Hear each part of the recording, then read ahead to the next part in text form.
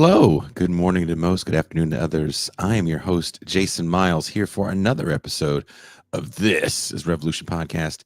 We're doing a special episode, and sometimes I don't want to pre-record, and I just want to do it live. And being that our guest today lives extremely far away in one of those really wacky time zones for us, I figured if we did this show pre-recorded, there'd be so much people wanted to say, so let's just do it live. While this is an early morning episode, I will be back at the regular TIR time of 6 p.m. Pacific for our regularly scheduled programming, where we're going to be discussing who gets to say the N-word. Oh, I'm opening up the phone lines for that one. But in the champagne room, because I'm not crazy enough to open up the phone lines on that show willy-nilly to the public. No. Not that crazy. Also, if you dig this listener-supported programming we have here on TIR, think about becoming a patron for as little as $3 a month or $30 for the year. You can make sure TIR can continue on this breakneck pace. And wherever you are watching or listening to the show, there is a link in the description to become a patron. Now, let's bring in our guest today, Mike Watson. Hey, hi.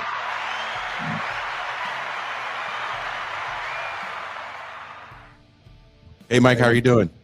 I'm good, thank you. Great. Thanks for having me here. Thank you for being here. It's been a while.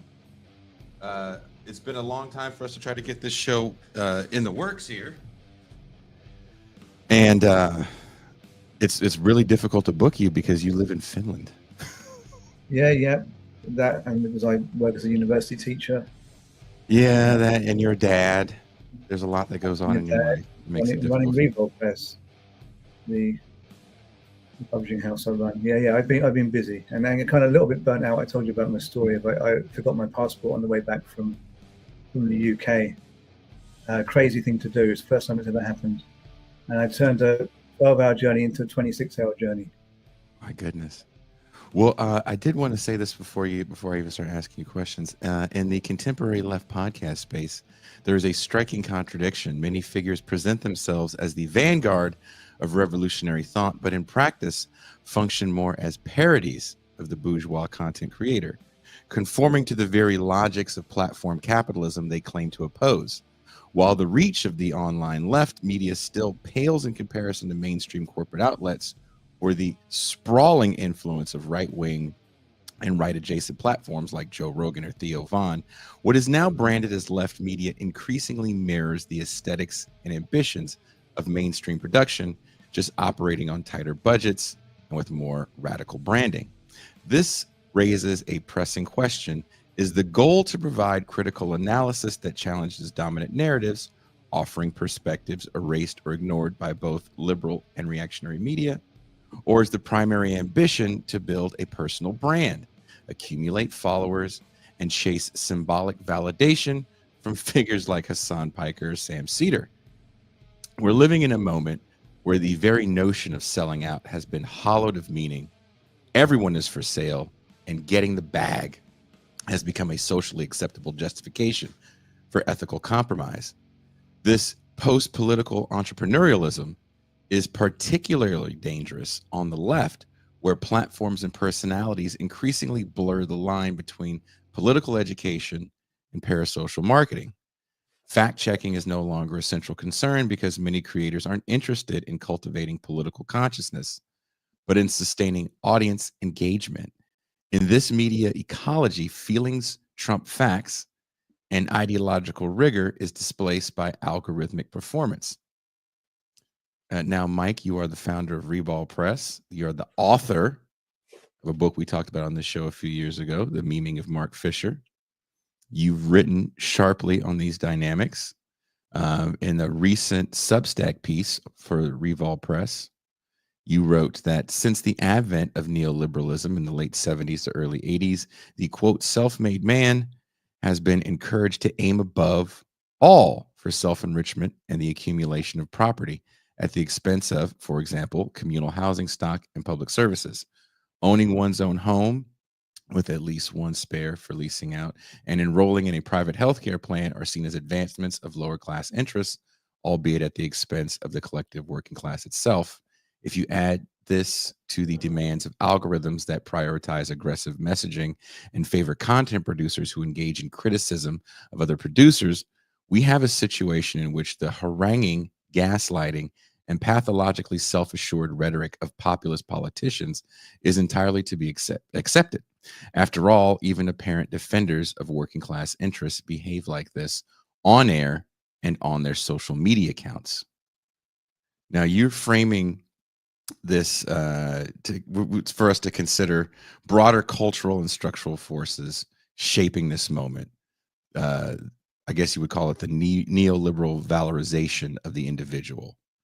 How is this kind of mindset taken over what you see in left media? Yeah, I mean that you were reading literally from my text, weren't you, just then? Oh yeah, I quote you. Yeah, it sounded good. I was thinking, geez, where does that come from? It was a while ago when I wrote it for the Revolt Press Substack. So Revolt Press is a small press I run, publishing critical theory texts. And yeah, I wrote that for the Substack. And basically, I just had to kind of process a number of things. I don't really feel very aligned with the podcasting left or the online left, particularly. And I've been writing about this for a long time. And I tend to be quite critical. And I suppose the question there is, well, how come you're kind of in it? You know, how can you be critical when you're kind of in it? And I am kind of somehow involved. I do run a podcast with Revolt Press. I used to run a podcast called The Acid Left. And I do make memes as well for the Revolt Press Instagram account and for various other Insta accounts. So there is that contradiction. But you see, I don't think everyone is really, well, I don't think everyone is complicit in the sense that everybody who's involved in the online left podcasting space is, you know, like, I don't think everybody is, you know, behaving in bad faith, to use a poor expression. But you know, we're in capitalism. We're kind of embedded in it. We can't get out of it. I think there's a certain amount of choice making within that, and I see a kind of really brazen individualist streak in a lot of the people who are podcasting today. So I guess I was writing about that, and I was trying to write about that without naming names, and I successfully didn't name any names, and no one's actually said to me yet that they think it's about them. Do you think they're scared? I mean, it would be funny if someone said they thought it was about them, because then they would be admitting to all the things I'm saying. You know, I guess no one's going to come and say, "Hey, why did you write that about me?" You know, I can see people being scared. You've written about how the logic of platform capitalism shapes even ostensibly radical creators. How do you see this affecting the ethics and tactics of left media figures today? well, you know, I talk about the author as producer, a text by Walter Benjamin, and he's talking about writers there, journalists, and he's saying that, you know, there are writers that they're really acting in their own interests as kind of petty bourgeois, you know, individuals that are writing to get attention. They're writing to further their own career. And he says you can see when someone's writing to further the working class cause, and when they're writing to just, you know, to further their own individual cause. And I think it just feels very applicable to today. And I think you have to bear in mind, of course, that Walter Benjamin did have a radio show. He did appear on radio shows that were blatantly just for the money, and he used to complain about appearing on them. He actually did a child's radio show at one point in Germany, and a number of other things he did for the money. So he did have fairly wealthy industrialist parents, but ended up having to work because I think their wealth got taken by the Nazi regime. So he ended up having to do a lot of kind of intellectual labor type jobs, freelancing jobs. So I mean, this thing is kind of universal throughout history. Actually, I think it was a Lisbon earthquake, very, very famous in its time. Natural disaster. I think it was the late 1700s. It must have been some point in 1700s in Kant's lifetime. And Kant actually wrote a text about it and the text was so popular across Europe. I'm just reading what's up there now. The text is so popular that people were buying it by the page. So Kant was selling a Yeah. text on a popular, like news item of his time, and it was being sold to people by the page because they couldn't afford the whole thing at once. But they kind of felt they had to read it all, which sounds a bit like what people do on Patreon today. I mean, they don't sell things by the page, but you see what I mean. There's this kind of subscription model. Yeah. Yeah. I And mean, money. how do you feel about that though? Well, I I was think I think then in a sense it's always happened. Then I don't think we can complain that people trying to make money.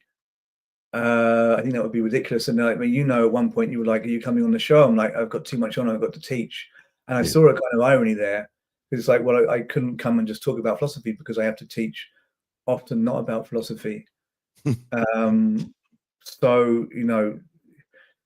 I guess it's not so much about does one have to make money, and we all have to make money, or it's not so much about how one chooses to make money, but how brazen a person is in putting their own enrichment ahead of all other considerations. So I would say it seems fairly apparent with some people that they're out for the fame above everything else. And I think philosophy is something that there's this saying that Wittgenstein once said that the way to greet a philosopher, the correct kind of form of address when you meet a philosopher, is to say, "Take your time."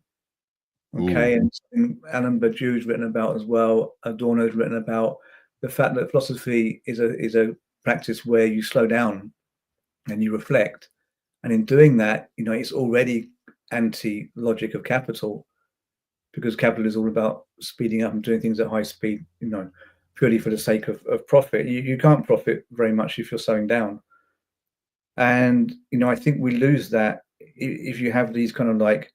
I mean, it's difficult not to name names, when you're just saying things that nature immediately connects to certain people. But you had like the 24-hour marathon shows and stuff. And it's like, can we get as many people on as possible? Can we philosophize for 24 hours? Can we also, maybe not the same shows, but other shows, can we react immediately to something that Trump said yesterday? And can we compare that? Can we kind of link that to the latest fad on Twitter? People are talking about Adorno again. I don't know what they're talking about. I don't look at Twitter anymore. But if it was the case that Adorno was trending one week and something specific, it would be like, okay, well, let's talk about Trump and Adorno, which is kind of an obvious one anyway. But people find themselves having to kind of link up topics like that. So if there was like an app, and then there must be apps. I mean, you could use ChatGPT that could say like, well, give us like the best theming philosopher and the best theming topic. Then you can successfully use that app to generate a talk show topic. No. Oh wow! Don't give me any ideas. Yeah, well, yeah, you probably done it. Yeah. I mean, of course, people. This is a kind of a no-brainer that people may try doing that. I mean, I guess it's what you're looking for, and then what's philosophy becoming, and is it still philosophy if you're doing it in this kind of like, philosophy by numbers, or philosophy with go faster stripes on it.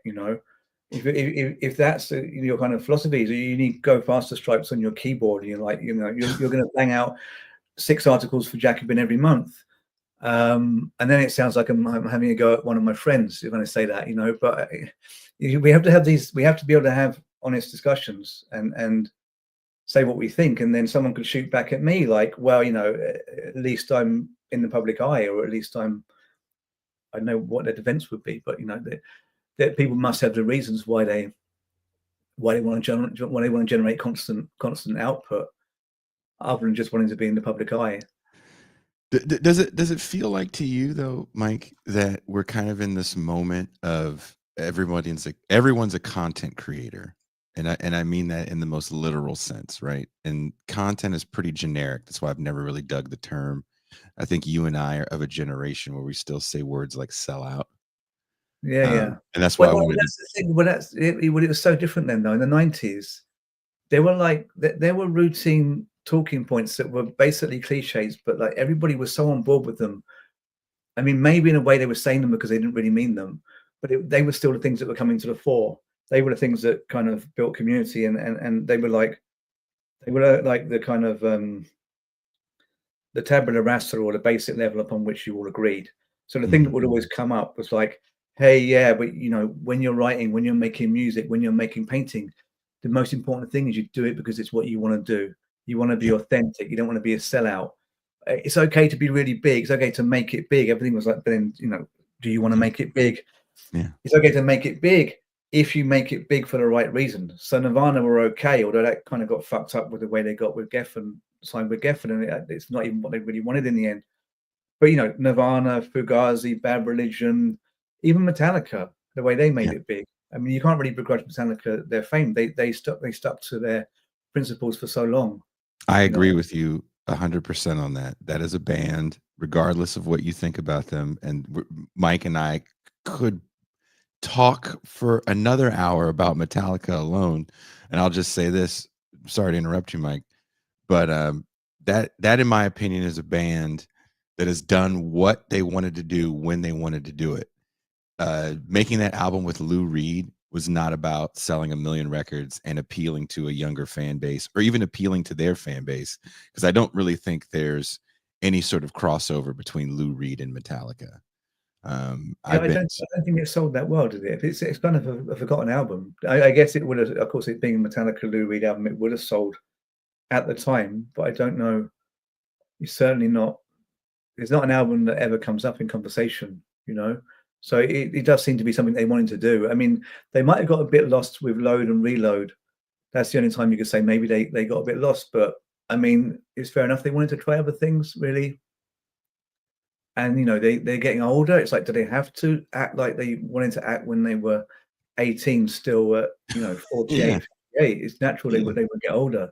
But to see them now is something else. Like I saw them in Helsinki last year, and you know, just to see four guys who stuck through thick and thin for decades. Obviously, the bass player has come in more recently than the others, but just like they can still do it. You know, even they like to run around the stage. Even to run around the stage for 2 hours, I couldn't probably do. Yeah. And I'm 45. And what are they? How old are they then? 60. They're They're in all their about 60s. 60 now. Yeah, they're in their Yeah. 60s. I saw Dave Mustaine the year before, and that's just something incredible. Dave Mustaine, obviously, he's kind of irritating for a lot of people, but still, you have to give him credit for what he's done, and just to even be able to play the songs, but to play the songs and run around the stage, and just yeah. Anyway, well, we can go on about Metallica for ages, but I mean, I think it's an inspiration that they're still together, because you get so much flack when you're in the public eye as well. Just to be able to withstand that and say, like, "Fuck you, I'm going to do my own thing still." I mean, that's really quite rare. It gets tricky, even where you are, Jason. What you do, what I do. You know, sometimes you do something, it gets more attention than normal, and then suddenly you've got all kinds of weirdos attacking you on social media and your email and stuff. I don't know if you get this ever, Yeah, oh but yeah, I get you know, Mike. I at get the it a level that lot. Metallica have had this, um, you know, you've got to give them credit. But that's not to say that, you know, everyone famous therefore deserves credit for not having sold out. I think they're a particular case. But you know, what I was trying to say is, in the 90s, it was just a given that, you know, if you were cool, if your mates were cool, you were doing things for authentic reasons. And that's something that doesn't come into the conversation anymore. That's something that actually is really sus. So I got people I speak to, and I try and impress this upon them, because I'm running this publishing company. So we get people who want to publish books with us, and I think they don't entirely. I don't know if they entirely all get the point. So some of them are talking a lot about fame, and I Mhm. have to kind of push back and say, you know, that's great, and we'll try and sell your books, obviously, but it's not the thing that motivates me. It's not why I'm doing this. And you know, that can surprise people, I think, but also I think it seems a bit like I'm saying this, but it might not be credible. You know, I think it might not be credible that I'm in it. I'm writing the books just because I want to write that book. You Mhm. know, and I don't know. I think I have to check myself whether I really mean that, but I think I do mean that. You know, but it's so contrary to the logic of the day now, don't you think? I mean, I think about the book that we're trying to put together, the Metal Compendium, and to me, it's the coolest thing in the world. But in the world in which we exist in, it's probably for like 15 people, you know? Yeah. So you're doing this thing that you dig. I do a show that I dig. You know what I mean? I didn't have to talk to you. I could have done a stream right now about Trump and shook my fist about fascism and got way more views.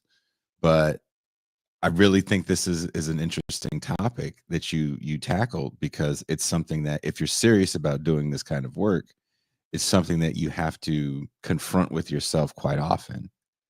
Yeah, of course, yeah, and shaking one's fist at fascism has its place, of course, and at Trump.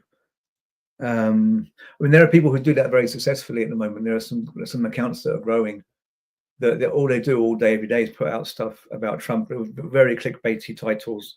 Trump Yeah. has been destroyed today. Trump has finished, and you see this stuff 10 times a day. And a while ago, I was getting kind of excited, like, oh shit, what's happened to Trump? And then you look and you say, oh bloody hell, But the same, because you just know it's clickbait. But these people are important, because they do keep this opposition going. But that's a whole different level anyway to what we're doing. It's a whole different thing to what we're talking about. In it's what this message I'm in a Star Trek universe. I'm not really a Trekkie. Yeah, Mike's actually a good person. Yeah. I've never really been a Trekkie. I don't know why, but anyway, where was I? Oh, it's, Well, here, it's yeah. necessary. It's necessary, but there are people that they're not particularly cool. Actually, like do you know the Midas? Is it the Midas Touch? Mhm. This guy with a huge growing channel. It's growing faster than Joe Rogan now, Damn. and it's the fastest growing for 2 or 3 months now, ahead of Joe Rogan. And it's not that cool, He's just like relentlessly going on about Trump. But it does, obviously it keeps some people going, I guess. Some people need to hear that. But our kind of end of things, the online left, it's not really doing that. It might even be better if some people were doing that than what they're doing. It's there's a whole kind of segment of the left now, which is like, it would be too simplistic to just say fuck Trump, or I mean that's even an obscene image, but to say go away Trump would be too simplistic for many people. And then they have to add, look, but Bernie Sanders has done this, that, and that, or Yes. he's refused to do this, that, and that. Yes. AOC, yeah, okay, but don't you know that she voted this way in 2000 and whenever? Mm-hmm. And there is this kind of level of puritanism, which is kind of disturbing, because it just seems to be a bit like, what can I say that's a little bit edgy? And I don't know, I can see that there's always been that, like, someone who can be like who can come up with like the most unexpected take. So it'll be like, yeah, I'm left, but I'm not pro-immigration. And I can see that argument as well, because immigration being linked to neoliberalism, but still, with no real kind of like provisos or anything, just like going in there like, yeah, I'm left, but actually I have fairly right views. Or yeah, okay, great, Sanders and AOC are going out talking to tens of thousands of people in a climate when they could probably be put in prison for doing that. But what else are they going to do? But doesn't it feel to you, though? I don't know if you feel the same way. For me, it kind of feels like that hair metal moment, to bring it back to something that our old behinds can understand. I'm even older than you, at 47. When every story about every artist was about how crazy they were, how sleazy they were. This is Pretty Boy Floyd. Hey, you guys are so sleazy. Tell me about the chicks you probably have non-consensual sex with in a bus, and tell me about the drugs you do. It's always this outrageous behavior you had to display for people to appreciate the music you did, because it wasn't about the music anymore. It was about your outrageous display. I feel the same way about people that just say things that seem outrageous or contrary to whatever the public opinion is. It's like, are you saying this because you really feel this way? Or are you saying this because this is the only way that people will interact with you, and the only way now how to interact? I don't know that whole thing. I've just finished another text, which is about sitting on the fence. Okay. And I won't go into the argument in detail also because it's coming out this week on the Revolt Press Substack. But there's a lot of people who are, who are like, I don't really do politics anymore. Like there's people who they suddenly migrated into like crystal healing or something. It's like it's just bizarre. People who used to be reliable to talk openly about politics, they didn't have to be the most radical people. They've just gone, look, Mike, I don't really discuss these things anymore. And this has been people. I've had this happen with friends in different countries. In America, you can kind of see where this comes from, but I've had it happen with people in different European countries as well. And you can see like the thought process with people thinking, well, there's this kind of AI and there's all this shit we put on Facebook over the last decade or how long's like 17 years or something. Yeah. Facebook's been popular. And you see how Trump's behaving and you see some of the ways that targets have been chosen in Gaza. And it's like, well, if I'm not careful, I'm going to end up on the wrong list somewhere, Mm-hmm. and I'm going to get in trouble down the line. And so they stopped talking about politics. And, I just think, well, do you really think that's going to make you okay? Is that going to make you safe at this stage? Do you really think there's going to be any logic to how people choose targets? I mean, they're already publicizing, there's a lot of publicity around people who've been wrongfully imprisoned. And of course, this has always been happening. But the publicity, I think, is there to scare us. So there's this meme, which is like pre-meme era, but I mean, a meme in the real sense of something that disseminates. It's this, first they came for the socialists. Yeah. Then they came for the Jews, and I did not speak up. Yeah. Was it Niemöller? I think it was his name was Niemöller was the first person who said it. It's actually an adaptation of a speech he gave as a preacher, and it was a confessional speech.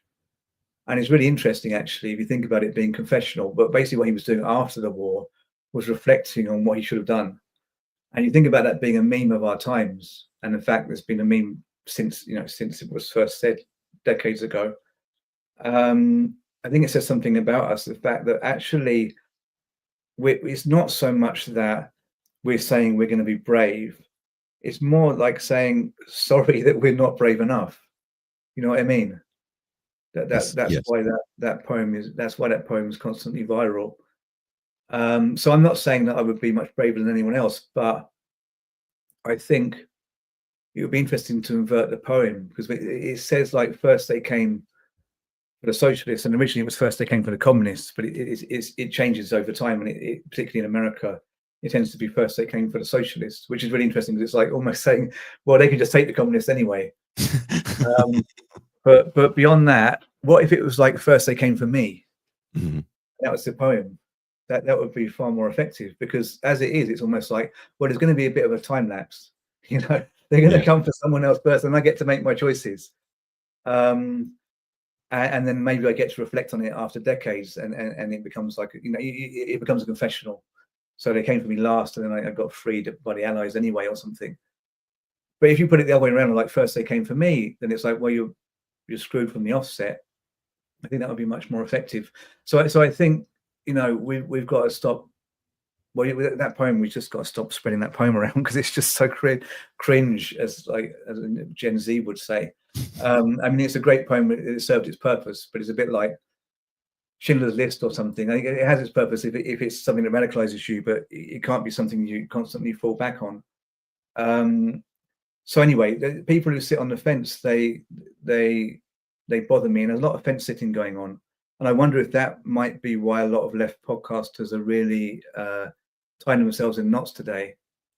And it's been going on for a while. It's been going on since Trump's first term.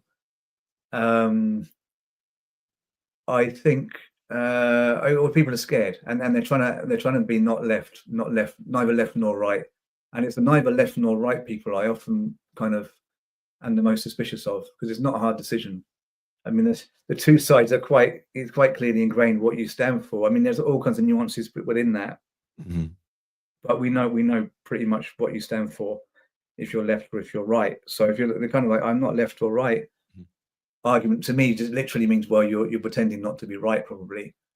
But yeah, there's some fence sitting going on, and I do have to say that I mean, I'm not completely down on everyone, I have to say, I see some of the people, and the thing is, because I'm not naming people that I'm down on. I can't name the people that I rate highly, because then people can figure out who it is I'm slagging off. So, but we know people who are out there. Yeah. They're publishing very visible text against Trump. They live in the US, and there's people doing that without any second thought.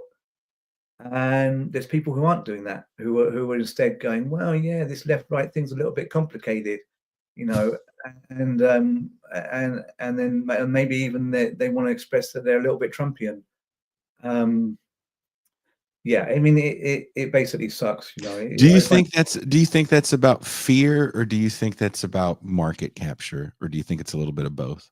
Well, it could be market capture, yeah. I mean, the markets are not very kind in that sense. You could try and hedge your bets and end up really, really difficulty down the line. Because I mean, how long do people think this moment's going to last? Honestly, it's like Metallica. Go back to metal. Metallica were terrible for like a few years, and then they brought it around. They can even play their own songs live now. So it's like you can't imagine that change is not around the corner in heavy metal and in life. I think. I mean, you have to bear in mind that Boris Johnson came to power with a huge majority in, I believe it was 2019, and it was like, we're doomed. With that majority, you can change the voting laws and stay in power forever.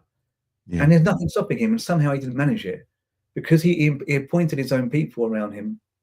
He appointed yes men and yes women, and they basically didn't. They were incompetent, most of them, because they were fairly new to politics. And the cabinet just ended up arguing, and they couldn't face COVID down because they didn't have the experienced people around them. And the whole thing just collapsed. And then you had the most amount of successive prime ministerial changes in British history. They kept changing prime minister, even though they had a huge majority still, just because they were inept. And Trump's done the same thing. So I don't think this moment's going to last that long. So I mean, obviously there's a lot of positivity in what I'm saying, a lot of partly wishful thinking. But if I'm right, and there's a good chance I'm right, I mean, especially if you look at the Canadian election today, then if you've been kind of sitting on the fence for the whole Trump period, I think you're going to be fairly screwed financially, commercially, when it ends. And that's just aside from the stupidity in trying to kind of like angle yourself one way or the other way to evade censure, or to evade imprisonment, or to evade whatever horrible kind of thing that can happen to you. You just don't know which way things are gonna land. So it's probably not a wise choice. I mean, would you agree though that, I don't know if you feel the same way, and we'll just look at it from the American context, right? Most Americans don't vote. There's this small minority of people that kind of shift the vote one way or the other, right? There was a minority of people that was enough to become the overwhelming majority, especially during the George Floyd moment, excuse me, that get Joe Biden elected, right? Because there's this push to say we have a problem with law enforcement. We need to change mass incarceration because it's been a massive failure. And we've seen the failures of this guy in office and COVID. All these reasons, these people were I can't think of the words, too early in the morning, so I apologize. These people wanted to go out and vote. Fast forward 4 years later, there's a new small minority of people that are going to shift the vote, and they're frustrated with the other group of people that are kind of running a victory lap over their identity politic win, DEI, seeing images no longer of police violence, but seeing images of homelessness and retail theft. So the tough on crime crowd definitely comes out to vote in mass. I do think the majority of people are fence sitters, but there is this 15 to 20 million people every election cycle that tend to sway these elections. They're like swayable individuals that'll come out of nowhere to want to vote and be radicalized. How do we try to radicalize more of the quote unquote fence sitters? Yeah, I don't know. It may happen anyway. I don't know. I mean, I have to admit, probably I have some level of naivety about American politics, because I know that you just can't understand a country until you've been there and been there for a long time. In such a massive country at that, that's Yeah, yeah, basically and that's I understood shaping the Italy whole to some country. degree. I lived in Italy for 10 years. Now I've been in Finland for 7 years, and I kind of starting to grasp things. But it's like I know, like, you know, if someone says Thatcher, I know where she came from and who was in a cabinet and who succeeded her and how that succession happened. You know, all these kind of stages from late 70s to now in UK politics, who people are and what they really stand for and what money's behind them. I don't know that really about US politics or Finnish politics. So I'm at a disadvantage. I mean, I see a lot of stuff about American politics. I watch a lot of stuff. I can understand maybe the trends behind Trump that will lead people to say that he's fascist. But, you know, I may be naive in thinking that something like the Bernie Sanders and AOC rallies, maybe they're a sign that people are being radicalized, because a lot of people are showing up. A lot of people are You showing know? up. Yeah. And they, those Do you think people the are not. content well, I hate to interrupt you, but I do think this is an important point. Do you think some of the people that you're talking about are a little jealous of that? That people are showing up to these rallies, because you bring up a very good point. AOC and Bernie Sanders, for a lot of people, they love to point fingers at them and say they're sheepdogs for the Democratic Party, they're shitty politicians, which makes me go, look, man, I'm glad MLK didn't have your Yeah, your but ideology. Nothing what would have ever gotten what are done. these people doing? What are those people doing that are saying this? You know, it's often people online Mhm. saying, like, you need to get offline. So people will be posting something and someone will be like, oh yeah, well, you can post that, but you need to do more. You know, and even when it's Sanders and AOC at a rally, they're like, oh well, you can be at a rally, but you need to do more. It's like, well, what more do they need to be doing? You know, and I think there is some jealousy. I think there's a lot of there's this feeling of like it's someone else and not me. You know, they're somehow more important than me, and you know, I'm doing nothing. So to kind of compensate for that inferiority, I'm going to say that they're doing something ineffective. I think there is that, and there's a whole thing of like the whole mentality of if things are just fucked up and ruined, I get to kind of dominate the conversation. I get to dominate my friend group. I get to do something. I get to do a really simple maneuver if I'm that kind of person, and that is to go to the pub if you do such things, or go to the cafe or wherever you go, and just to bring the whole conversation down to a level of like nothing's going to make anything better. It's all fucked. And once you've done that, you've got everyone kind of you've got everyone's attention, you know. And maybe some people do that because they don't have maybe the strength to carry themselves in a more positive conversation. You see what I mean? Yeah. So yeah, I think there's a lot of that going on. And yeah, I mean, it's evidently 30,000 people showing up to see an anti-oligarchy rally is something. And then you could say, well, you know, why is it not called a Marxist rally? You know, why are they not defining as communist? Why are they not even calling out Gaza as a genocide? And you know, these are really complex issues that I don't actually want to now get harangued by the chat. Um, but you know, I would say they probably have really good ideas of why they don't do those things. You know, that come from experience of being in politics, in that form of politics for years or for decades. You know, which is not the same as being a street activist, which has its value as well. But there's certain things that go down and certain things that don't go down, and there's certain reasons why you can do certain things. But I don't want to believe that it's pure cynicism. Yeah, I when I see some of the cynicism in that stuff, my first reaction is like, well, are you just waiting for the perfect person? Or do you want the perfect person? Because that doesn't seem like someone that wants to be a real political agitator It just seems like someone that wants to be a bit of a ninny and talk shit on the sidelines. To your point, which I think is a pretty interesting one, you become the most interesting person in the room when you can bring the vibe down, and now you can control the conversation. That's That why you're happens so a lot. smart. Yeah, it happens, This is why you're happens a so. lot. This is why I give you this. This is why you get that. Well, thank you. I have something then, actually. This will be a good time. Oh no, where'd you go? You froze. Yeah. You froze. I'm not frozen. Look at my face.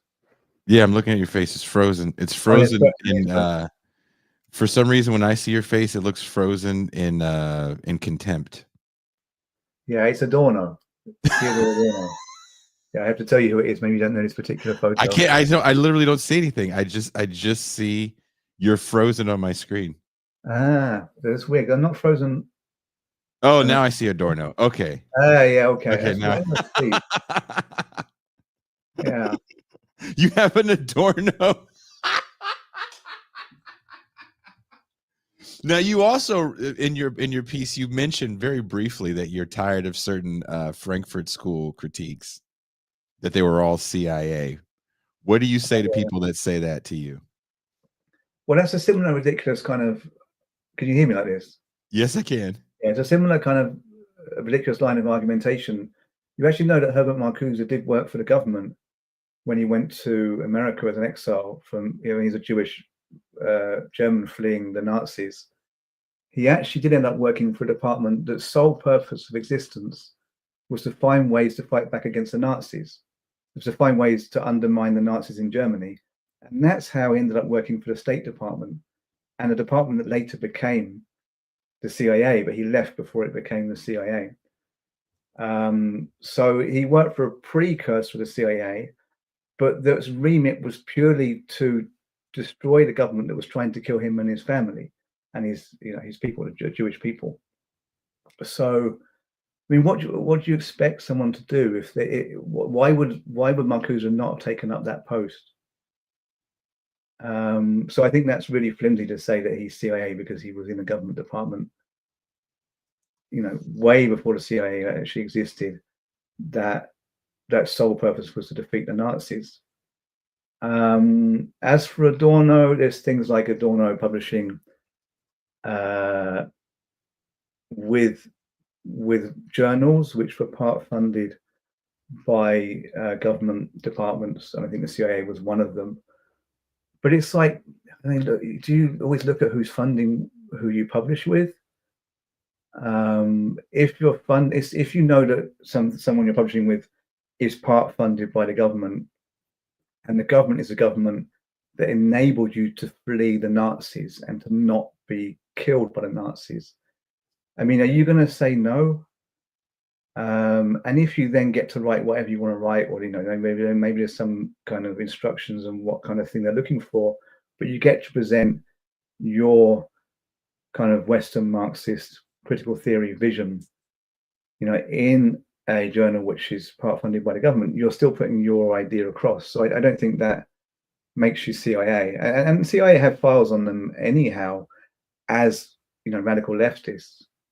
Mm-hmm. So yeah, I don't buy that at all. I think that's Gabriel Rockhill, for example. His research is not great on the Frankfurt School, and actually, you see the thing with Rockhill and a lot of other critiques, the right-wing critics. Rockhill's like, isn't he a Stalinist or Marxist anyway? Critic,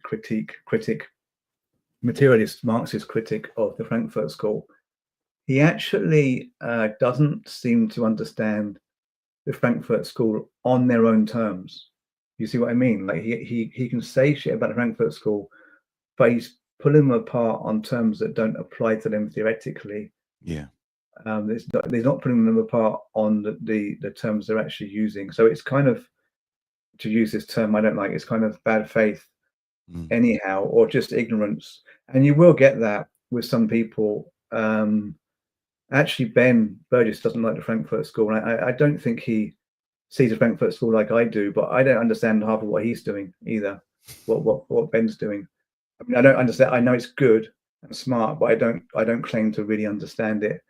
I could critique it, but I wouldn't probably be critiquing it in ways that would worry Ben. You know, and I don't know that many critics critique Adorno in ways that would worry Adorno at all. That's So yeah, interesting. it's The my whole idea about the person being critiqued, not worrying. I mean, do you think that we suffer from a too much critique of critique of critique? Mainly because it is yeah, part of the economy in this I need to put out well, yeah, I content. think a lot of it is literally that's what we're doing. We're critiquing for the sake of it, and we're putting stuff out for the sake of it. And I think, you know, it would make more sense to stand back and say, well, what of this is actually needed? Because it's not really critique anymore. You know, if you it's not really critique if you're doing it to support the economic system that you're against, and you're doing completely on the terms of that economic system, i.e., digital capitalism, Mhm. then you're no longer really performing a critique. And of course, you could say, well, if you're in capitalism, then you're forming, you know, you have to be able to conceive of a critique within that same system, or we're doomed. Well, you can, but it needs to be a critique that moves at its own pace to some degree. Because if you get to the point where all the terms of the critique are dictated by the platform and the algorithm, then you're not anymore performing a critique that fulfills the criteria of what critique means. So I think, yeah, definitely the form. I'll take my mask off for a minute. The form, the form, like the old chestnut of McLuhan, which was what was the saying again? Marshall McLuhan. The medium is the message. The medium is the message, meaning that, you know, a large part of the message that you convey is coming from the medium, i.e., TV, as opposed to radio, magazines opposed to newspaper. It's coming from the medium, not the actual content of your argument. And I think that's very applicable today. A podcast debate is a podcast debate. Hmm. It actually, the podcast debates have a lot in common with frat boy university, American style university debates, which is kind Damn, of interesting. But I think that's because they're coming from America, a lot of damn. them. But still, it's for a podcast audience, so there's certain things that have to happen. And then if you do that on a live stream, it's a little bit different again. But yeah, it's not philosophy as a written form. I mean, one could argue philosophy can be a spoken form if you take it back to Socrates. But you see the spoken dialogues we're having on live streams have very little in common with Socratic dialogue. There isn't the time. There isn't the real life connection between people, and it all has to be neatly wrapped up, and it all has to then be branded with a title and have keywords applied to it, and be something that will be liked by people at that moment. Because if you miss that window, you know, when your video goes up, then it's not going to get traction, as you know.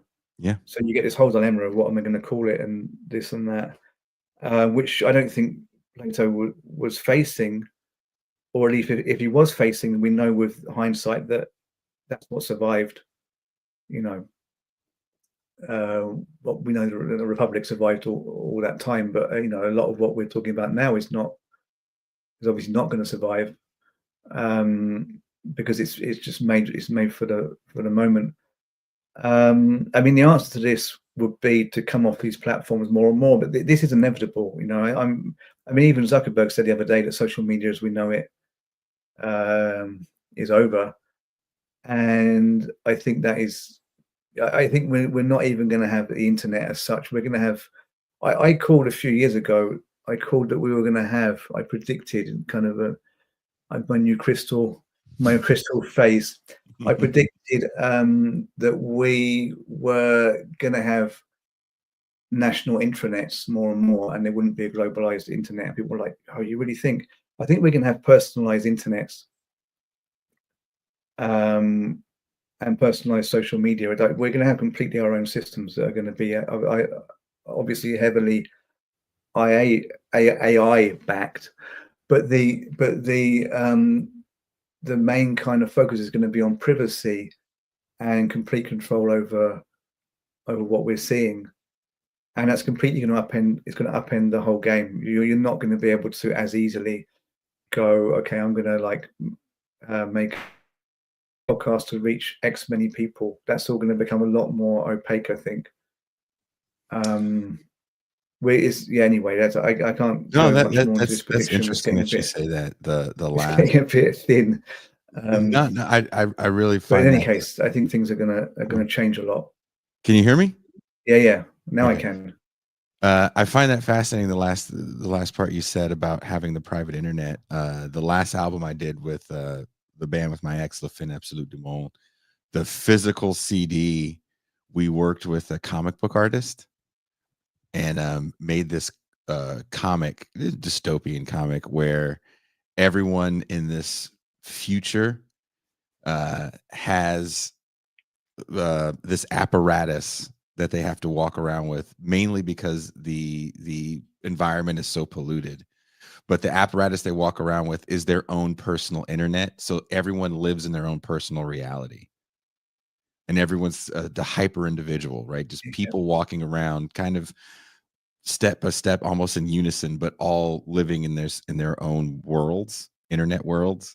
And the hero of the story um, kind of goes around and unplugs people so they can kind of see the ugliness of the world they exist in, so they can try to fight back. And he's fighting against, of course, the mystical Big Brother character. Yeah, there'll be a lot of AI rubbish. We'll have our own kind of internet sloughed off from other internet systems Mhm. to some degree, and that will keep a lot of stuff out. But the choice, what we choose in between, a lot of it will be AI processed and pre-selected anyhow. So it's going to be to some degree a greater freedom, but to some degree, yeah. Someone was saying something about a private internet. Yeah, it'll be a bespoke internet. Yeah, it'll be a private internet, but actually, I don't know what that person means by bespoke. Anyway, that's distracting me. But yeah, maybe they have a point. But in any Don't, case, sorry. we're going to have we'll have our own systems, but I don't think it will be that we get to choose everything. It'll be we get to choose between certain things that are filtered our way.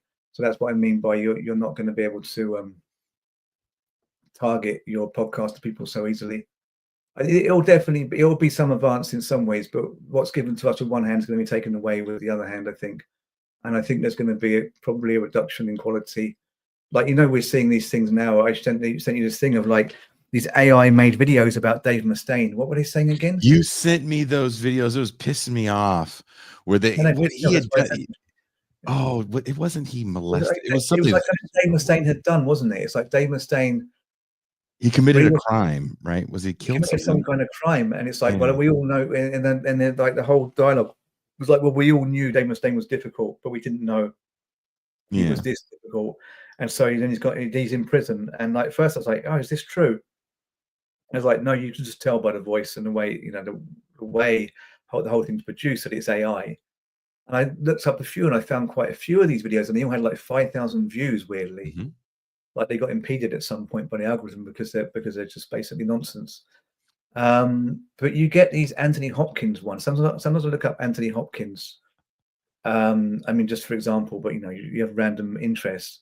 This actor, and he says really smart things sometimes. But you get all these ones now that aren't actually him. They're an AI saying the kind of things he might say.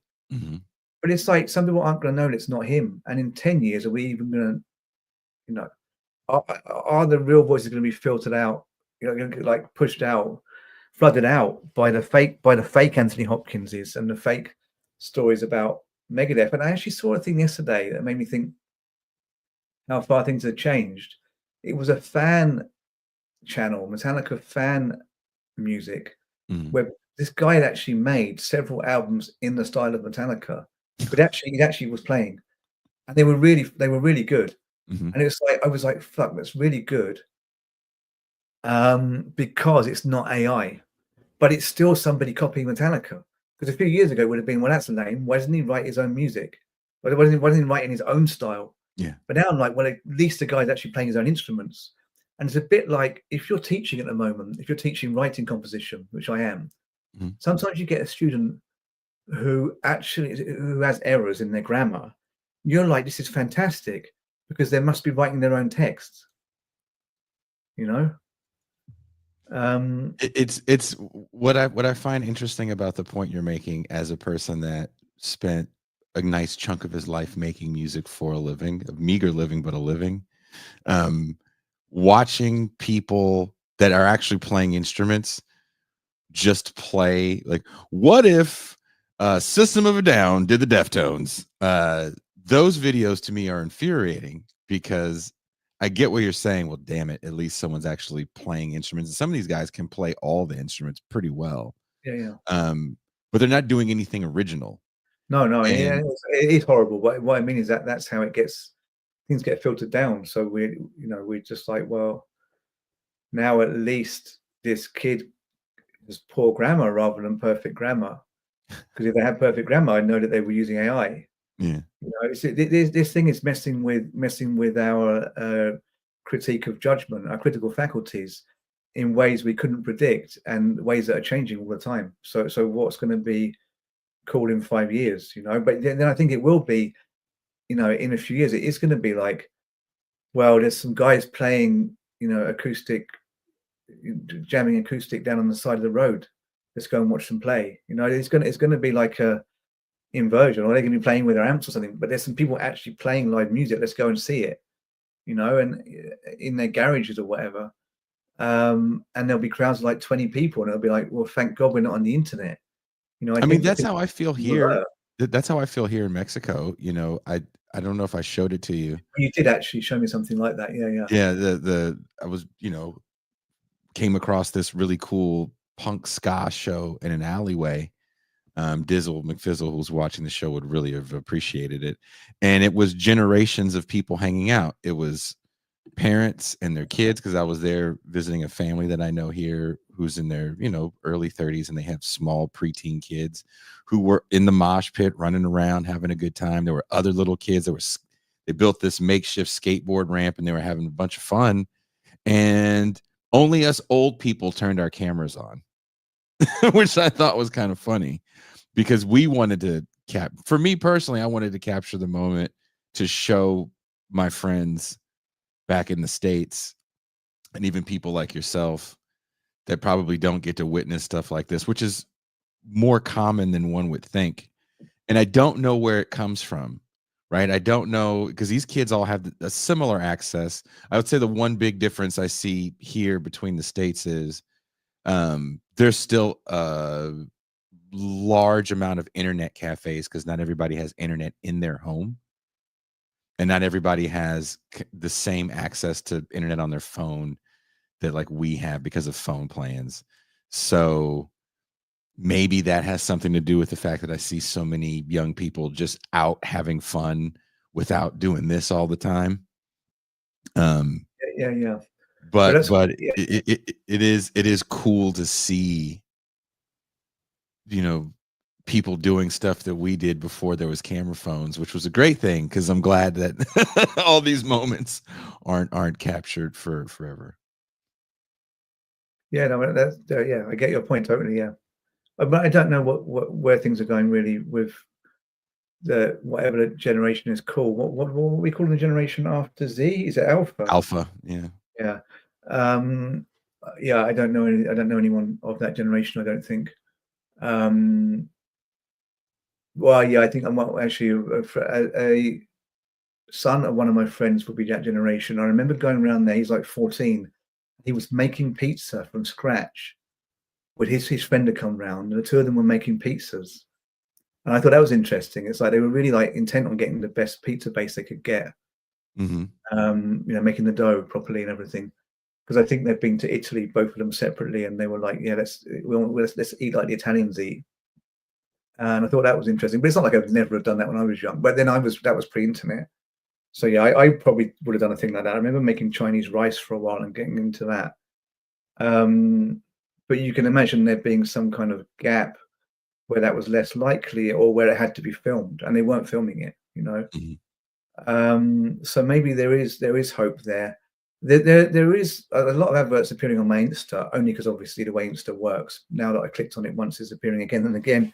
But I keep getting reminded of these phones that don't have many apps on them. You know, you don't have WhatsApp and all that. There's this black and white one doing the rounds, and you probably get adverts yourself. It has like an e-ink screen, like an e-reader screen, and minimal apps. And I'm really thinking, yeah, I might get that, because I think, you know, we have to make a stand at some point. I know that you're not on social media as much now, but yeah, I think, man, we're fed up with it, and it's just like, not only are we fed up with it, we might then end up being penalised for posting something in 2015, you know, for posting your politics in 2015 that you changed it by 2016 anyway. Yeah. Then the whole Growth thing isn't allowed in social media. There's no yeah, but growth allowed. it was, yeah, but you know what? In the early days of the internet, we were really, the early days of social media, the thing that people like me were writing, which, you know, is really kind of lowest common denominator cultural or critical theory around media, and I wrote it, and everyone else, you know, writing in the same field wrote similar things, is that, well, hey, if you have all this stuff on social media and it gets in the wrong hands, and you get more and more advanced way of like sifting through it, then we're going to get a situation when, you know, people start getting rounded up for having left-wing views, and then we all just ignored it. We're all like, oh, you know, but I need to post this thing now. I need to post now that I think this about Trump, because it plays on your emotions. So a lot of us have these histories of saying all these kinds of things that, you know, it's no good. Like I was saying earlier, it's no good now trying to row back on that. I don't think now it's out there, and it's like, anyway, in my field, my whole thing is that I say left wing things about the media and society. So it's not like I'm going to row back on that anyway. But yeah, I mean, I don't think we've been very strategic. Let's put it that way. I know you have your strategy now. I know I've seen your Facebook. I've seen your post, and I think, yeah, okay. I suppose in a way, if you're going to start from now posting pretty trivial things, and like I guess, you know, a border guard starts going through your phone, and they're going to have a good laugh. What you're posting. I know who's following your social media, but he posts this kind of, you know, if you get recommended like bizarre shit to buy, and it's always like a bit perverse, and then Jason will start posting it like, how do the algorithm think I need this pair of, you know, G strings or something? That's very true. Yeah. I mean, I suppose it makes sense at some point to go, I'm no longer going to give the algorithm my political thoughts. You know, if you don't need to, and in your case, I think people will come to your podcast anyway, and they're expecting your enlightened thoughts on politics and culture here. So you're not like shying away from it. You know, I can see that, but you're just not giving Facebook's crappy algorithm what it wants. And I don't want to look. We talk about this stuff personally, right? We message each other. We have conversations that are not trivial. We have conversations that are fun, but I don't need to take every interaction that I would have with a personal friend and put that on social media, because at that point I have to look at you, if you're my friend, and go, are we really cool, or am I just a mine for you for more content? Because, you know, this leads into my final question. I don't want to keep you because I know you have a busy day. Can a collective anti-capitalist politics survive in this influencer content creator economy? Yeah. No, you called it right, because I've been told I have to look after my son in a bit when my partner comes back, so she can do something. I don't remember what, but you know what it's like with toddlers. Can I survive my toddler? Can we survive? Can anti-capitalist politics survive this kind of digital capitalist moment? I think it's always going to survive. I think that's the thing. We get constantly surprised. Yeah, I mean, it almost gets Jungian here, but Carl Jung. I mean, there's something in the human consciousness that has come back throughout all of history. To think that it can be done away with in 10 or 15 years is obviously nonsensical. So there's always going to be a way for this stuff to come through. Do we think the most serious theorists are always online?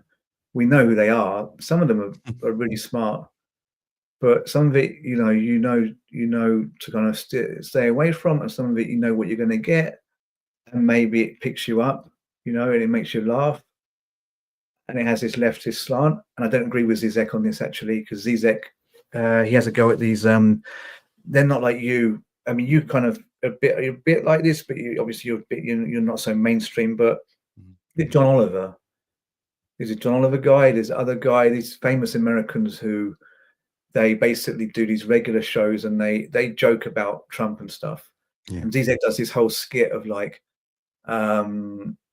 this is joke about like the Gestapo guards or the KGB guards come, or whoever they are, but the state guards come, and they come and they assault your wife, and you're like, and the guard is assaulting your wife, and he's like, whilst I'm assaulting your wife, can you make sure that you keep my balls off the ground so they don't get dusty? And then this is a Zizek joke, and then Zizek goes, and then the guy at the end, he comes off and he says, yeah, my wife got assaulted, but I got his balls dusty, so it's like, this is all you're doing. So he's like saying, like, John Oliver, and there's these other guys, you can probably name them, but they do these kind of like roundup of the news joke shows. Yeah. He said they're like these guys. They're like the guy in the joke. They're like, ha ha ha ha. Yeah, I didn't defeat the system. I didn't defeat Trump, but he got his balls dirty, And the thing is, it's like, well, actually, that is something, and I'm not referring to the crudity of the example in the joke, but I mean the joking about the system. It is something, that I don't know if you ever watched these things or how they I watched your friend John Oliver, and I remember Jon Stewart, which is interesting that you say that, because I lived in a household that was Republican that watched Jon Stewart nightly. Okay. So I agree with what you say. I know Ben Burgess, that's part of his book, Canceling Comedians While the World Burns, is calling out the Jon Stewarts and the John Olivers of the world. Okay. Well, I had read that book, but I have to go back to it to see exactly what Burgess says. But I mean, well, Burgess had his place, but so does Jon Stewart. I think Jon Stewart's a better one of the two, isn't he? Maybe. But in any case, I don't hardly even watch these people. But I just think that, does Zizek really think he's more important than Jon Stewart is in mobilizing people and making people feel that there's a way through? Because what Zizek generally says is there's no way through. Yeah.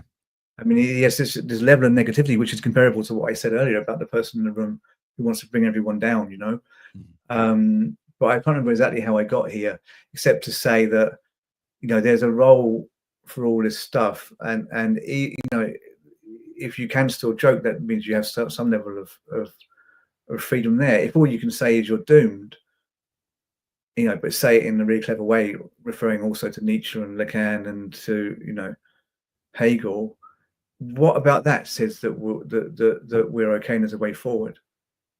And if your reference points have no obvious political stance anymore, and your projection is basically pure nihilism, then how is that demonstrating more agency than somebody actually making a joke at the expense of the system? But beyond that, what I really meant to say is that something will always come through. So I'm confident that something will come through. It will have nothing to do with Jon Stewart or John Oliver. Incidentally, it will be something much more powerful. But yeah. Well, wherever you are watching or listening to this show, there's links in the description to the Revol Press Substack, where you can find Mike's work, as well as former guests on this show that are also part of the Revol Press family. David Burke. Should I say their names quickly? Yeah, we have Bram Gieben. Graham And Given Adam has published Turl. a book, Adam Turl, and a book is forthcoming with Ben Burgess in it, and it was actually co-edited by Conrad Hamilton. Have you had him on ever? No, I have a limit to how many white people I can have on a month.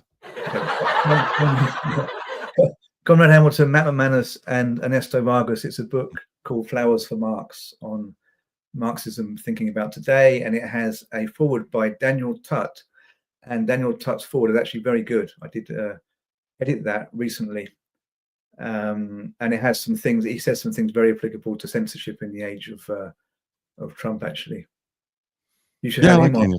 Daniel Tutt had us at his house last year, so he's a good dude.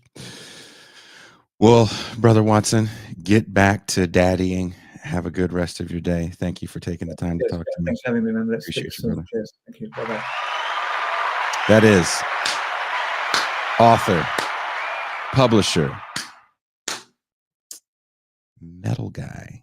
Well, all right, Mike Watson. Thank you guys for hanging out with me early this morning. It's 8 a.m. for me, 8:14 a.m. for me. I will be back at the normal time, 6 p.m. Special show. I wish I had that very special music. Let me hold on. Let me try this. Give me a second. I know even the people listening later. Give me a second. Okay, can you hear this?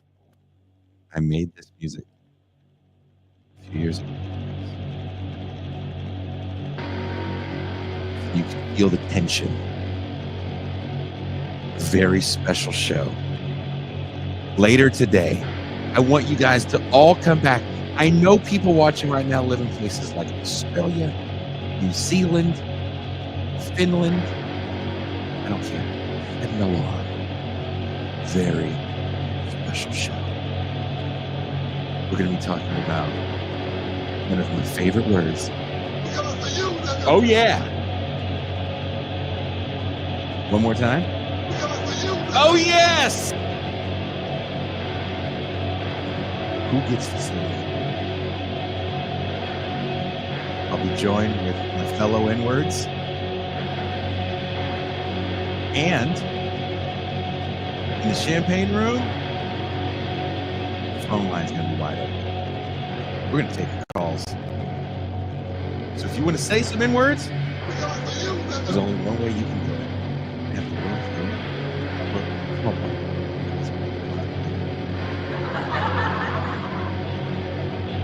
You're going to have to tune in. 6 p.m. Pacific, 8 p.m. Central, 9 p.m. Eastern. Oh, I'm coming for you. Coming for all you ends.